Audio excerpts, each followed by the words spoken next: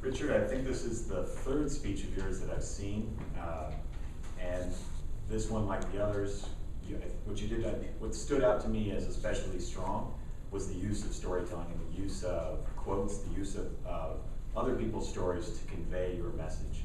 And to me, that's much like a picture being worth 1,000 words. Those stories carry so much weight and convey exactly what you mean to get across. Your opening, and the other thing I noticed that you had asked me to look into was pace. Pace on this I felt was perfect. It felt very, very even, very, very smooth. The opening, starting off with the story about Rich Dad, Poor Dad, and it kind of had me question where is this going exactly? But it's smoothly transitioned from the story of the book and what you learned from the lessons there into your own personal life. And then it was sort of a success, and then a dip, which got the audience interested in where is this going now, how is he gonna pull out of this? And so I felt engaged the entire time, and I was paying attention, listening. There was no lulls.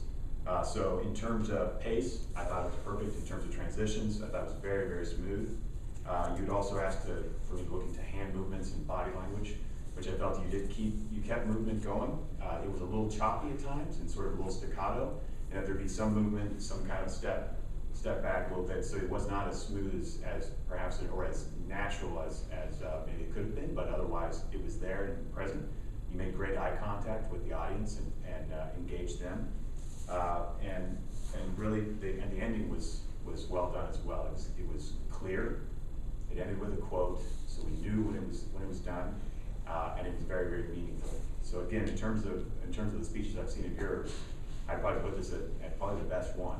The first one, the story that stands out to me was the flea, and that again, it was engaging, and it was a way, and it had me focused listening, and it was an interesting story. And so I think even just the example that you have of the pipeline and the buckets, very, very powerful. So that's what kind of stands out, and especially compared to the first iteration.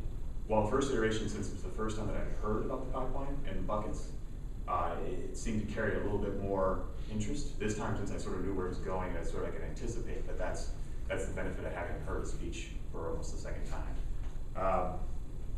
Other types of improvements, I think, would again just be, sometimes you can tell you're trying to find and grasp onto where you are in your particular speech. There's sort of a pause and kind of looking up as you're trying to remember and recall where you're at.